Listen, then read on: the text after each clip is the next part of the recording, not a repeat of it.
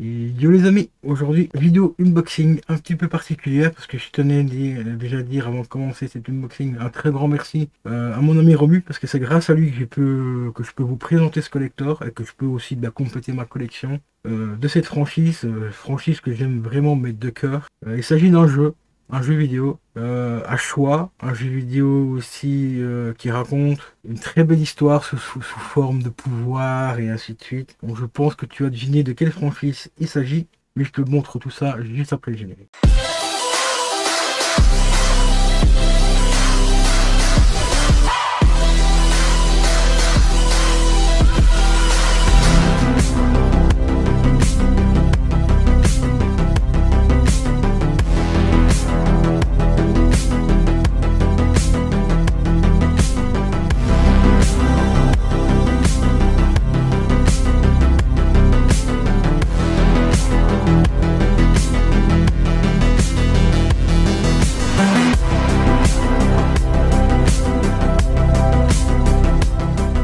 Et là les amis, donc aujourd'hui présentation du collector Life is Strange double exposure. Donc tu vois, collector assez grand, bon pas très épais hein, tu vois, mais assez grand quand même. Je m'attendais pas, enfin si je m'attendais à avoir un truc aussi grand, enfin quand même, parce que c'est ici on retrouve donc Max, le retour, hein, qui fait son retour dans cet opus numéro 4 je crois. Je sais plus. Attends, on va faire un petit récapitulatif. Collector du 1. Donc Max au début avec Max, il y avait Max, Rachel et je crois qu'on voyait un petit peu Chloé dans le 1. Petit collector donc avec le jeu CD audio qui contient l'OST, un petit artbook. Ensuite ils ont sorti un deuxième collector qui était où on pouvait avoir des poupées en précommande tout ça. Donc ce collector là contenait l'OST complète en vinyle. Plus les deux poupées à la précommande et plus je crois qu'il y avait le jeu avec, je ne sais plus. Enfin du moins dans le collector on a l'emplacement pour mettre le coffret, donc un deuxième coffret. Donc ça c'était le Life is Strange Before, collector que j'ai composé au fil du temps parce que malheureusement j'avais loupé la préco. Donc j'ai rentré d'abord le petit collector, donc pareil que le 1. Donc on a le petit boîtier avec le jeu à l'intérieur, l'OST en CD plus un artbook. Et le collector, bon, caca vinyle, en fait c'était une grosse boîte qui contenait donc soit les poupées, selon on précommandait le truc. Les poupées je les ai trouvées à part à 35 balles. Et le collector, au bout d'un an et demi, 2 ans de recherche, j'ai réussi à le trouver à 25 euros. Donc ce collector-là, c'est la boîte qui contient les vinyles. Donc il y a 4 vinyles en 45 tours et les vinyles ils sont encore sous blister. Pourquoi j'ai mis plus de 2 ans pour le trouver? Parce que celui-là il a pris une cote effroyable. Il tournait à l'époque autour de 300, au moins cher à peu près 300 balles et au plus cher je l'ai vu passer une fois à 800 euros sur eBay.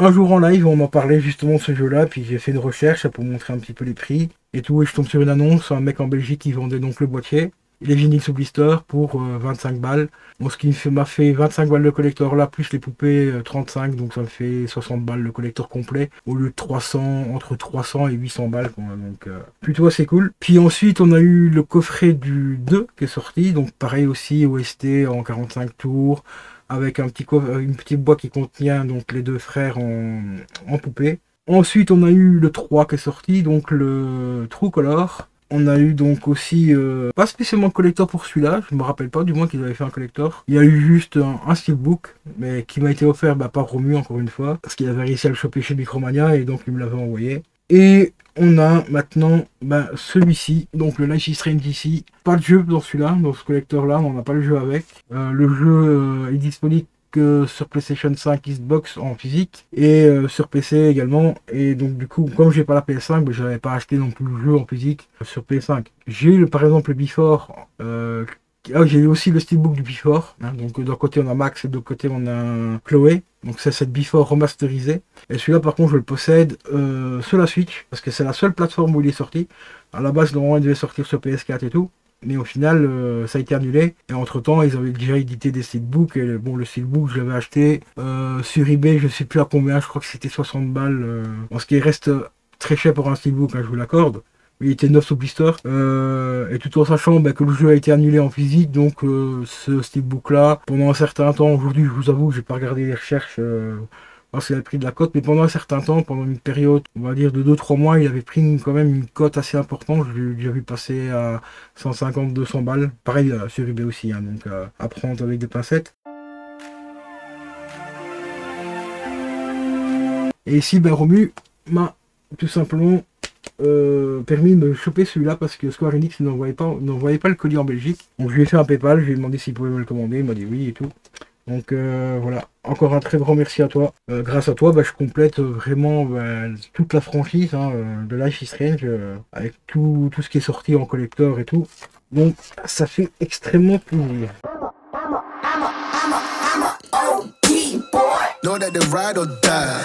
On se débarrasse du blister, voilà. Alors pourquoi il est aussi grand celui-là? Parce que c'est la première fois qu'on va avoir les vinyles, car c'est un collector qui contient des vinyles, principalement, mais au format 33 tours. Donc c'est pour ça que la boîte est plutôt assez grande. Hop, on va l'ouvrir délicatement. Elle s'ouvre comme un coffret, comme ceci, voilà. Elle s'ouvre comme ceci. À l'intérieur, bon, on n'a rien de spécial. On n'a pas de décoration au niveau de la boîte. On a juste... ah ouais, les cartes cartonnées, elles sont quand même vachement impressionnantes. Ok, d'accord. Ça, je vais mettre ça juste ici sur le côté. Je vais vous montrer ce qu'il y a d'autre à l'intérieur avant de vous montrer les vinyles déjà. Alors, on avait également, donc comme les autres collecteurs précédents, je vais y arriver. On a le petit artbook, Max Clofield. Donc, une sorte de journal intime en gros. Donc ça, c'est... On les retrouve dans tous les collecteurs normalement à peu près, à part le Before, enfin, à part le True Color, comme je vous l'avais dit. Donc ici, c'est ce qu'on retrouve dans le jeu en fait, hein, c'est le cahier qui nous sert à avancer un petit peu dans le jeu. Donc assez sympa de l'avoir celui-là. Et alors il y a un emplacement pour le mettre dedans, et un trou exprès, et plus un petit morceau de carton, une espèce de cale, éviter qu'il bouge à la boîte. Donc c'est quand même assez bien fait, je trouve. Et on a également un petit item qui est renfermé aussi avec une petite cale, donc ça c'est cool. Voilà, le petit item, bon, je trouve qu'il est un petit peu inutile en soi, mais ça fait quand même plaisir de l'avoir. C'est tout simplement, voilà, le petit pins que Max porte en permanence sur ses différentes vestes. Voilà, il est plutôt joli, hein. Franchement il est assez bien foutu, mais ça reste un pins, quoi, donc rien de folichon. On je rappelle le prix du collector 70 €, pas de jeu dedans. Alors au niveau de la boîte, ben, on n'a pas de décoration comme je l'ai dit interne, donc ça fait un peu dommage, on peut le présenter comme ceci. Et regardez en dessous quand même, voir s'il n'y a rien d'autre. Parce que le carton, on peut le retirer, non, il n'y a rien du tout. Ah d'accord, je vois un peu comment ils ont fait le truc. Et ensuite, on va passer à la pièce de résistance, enfin, aux deux pièces de résistance, parce que je ne pensais pas qu'elle serait aussi belle que ça. Donc, je vais d'abord commencer par ça d'ailleurs. On a une série de jeux de cartes. Alors la taille des cartes, les gars, par contre, ce qui est un peu dommage, c'est que des recto verso. Alors si on avait envie de les garder pour éventuellement les mettre sous cadre, par exemple, et ben on ne peut pas parce qu'on doit faire le choix entre une ou l'autre. Donc c'est un peu dommage. Et surtout que pour 70 €, ben, qu'on n'en pas le jeu, ils auraient pu faire la série des cartes comme ça, de cette grandeur-là.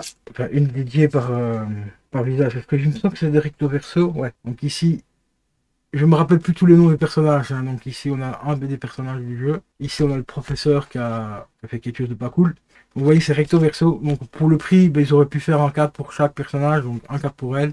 Enfin, elle, lui. Pour le professeur ici. Pareil ici. Et pareil pour celle-ci. Et quand on en aurait eu, donc ça ferait déjà quoi? 1, 2, 3. Ça ferait 4 quarts en tout. Et alors qu'ici, on en a 4 au total. Parce que celle-ci ne veut pas se décoller. Voilà. Ici, on a Mose. Voilà. Et ici, ouais, j'ai oublié les noms de perso, je suis désolé. Hein. Par contre, ça peut être sympa quand même, parce qu'ils auraient quand même pu marquer, comme ici on a un petit numéro, ça c'est une mention légale je pense, mais de l'autre côté ils auraient pu marquer au moins le nom, un petit nom, pas le nom des persos et tout, ça coûte pas plus cher. Ici bien sûr, la meilleure, Max, et la petite demoiselle ici, que j'aime bien aussi dans le jeu, franchement elle est assez bien développée je trouve, elle est vraiment cool. Bah Mose aussi, d'ailleurs tous les autres personnages sont assez bien développés. Mais bon, pour le prix, comme je t'ai dit, ça aurait été cool d'avoir à la place de 4 cartes, 8 cartes, hein, comme ça, une par personnage. Ça, pour ceux qui auraient envie de les mettre sous cadre, ben, ça aurait pu être sympa. Mais elles sont quand même vachement propres, assez grandes, hein, donc c'est du 30 par 30, donc au format du vinyle, des vinyles qui sont présents. D'ailleurs, on va passer justement au vinyle. On va le choper. Donc magnifique vinyle, bon, qui reprend bien sûr la photo de la box. Donc c'est un simple vinyle, apparemment je pensais que c'était un double, mais là ici c'est un simple. Donc voilà, tous les titres qu'il y a dessus. Voilà, désolé pour le reflet parce qu'il y a encore le blister dessus. Donc on a 13 titres au total. Ah, c'est déjà une belle petite OST. Bon, peut-être pas forcément une OST complète. Mais bon, ça va. On va pas se plaindre. On a quand même 13 titres de présent dessus. On va passer au déblistage de celui-ci. Alors j'ai essayé de déblister ça proprement, pas abîmer le carton. Le carton est un peu assez fragile, donc il faut faire attention au coin. Et voilà, il est sorti. Enfin déblisté. Alors il s'ouvre de ce côté-ci, ok. Donc au niveau de la pochette interne, ben, on a une sous-pochette classique, toute noire. Le macaron est sympa. Voilà, on va pas se mentir, il est sympa. J'aurais bien aimé retrouver un petit peu les couleurs, les titres couleurs, les couleurs arc-en-ciel dessus quand même, ici, vous voyez. Les petits effets arc-en-ciel et tout. Sur le macaron, ça aurait été sympa. Et comme vous avez vu, bah ici on voit un petit morceau. Il est de couleur. Donc c'est un vinyle de couleur mauve. Est-ce qu'on a des splatters ou pas dessus? On va le savoir. Ah oui, ah oui, oui. Ah oui, franchement, il est... Ah ouais, putain, il est propre. Il est plutôt assez propre. D'ailleurs, il me fait penser au vinyle aussi de la série... C'est Arkham ou Arcane? Je sais plus, enfin bref. Ils sont à peu près dans les mêmes couleurs aussi. Mais regardez. Franchement, il est plutôt assez propre. Un dégradé du mauve vers le bleu ciel. Avec des petits splatters ici, là, un petit peu là, là-bas. Là, une petite tache ici, mauve. Bon, franchement, il est plutôt assez sympa. Rien à dire, il est propre. Franchement, je m'attendais pas à voir une couleur comme ça. Je me rappelle plus si je l'avais vu, j'avais vu des photos ou pas. Donc plutôt assez sympa. Alors sur la face B, donc on a bien 1, 2, 3, 4, 6 titres. Et sur la face A, on a... Ah oui, il y a plus de titres, attendez. 3... Bon, on a 13 titres, on fait bien ça.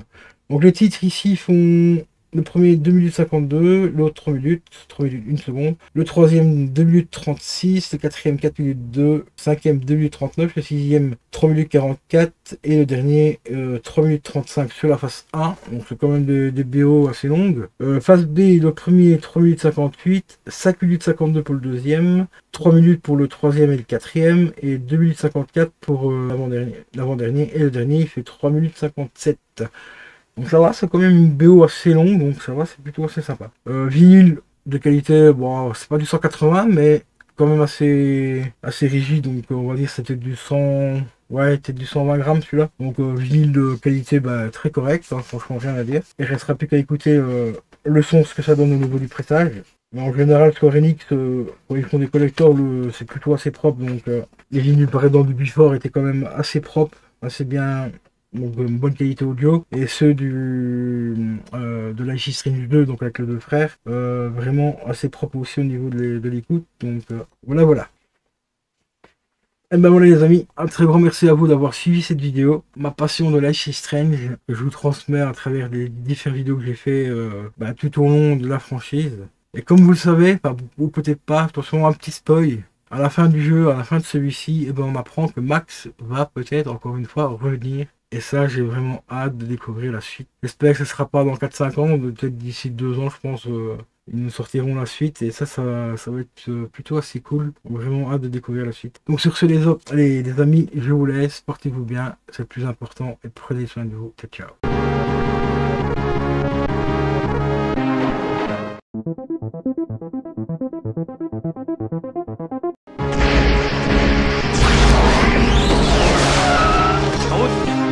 Là où on va, on n'a pas besoin de route.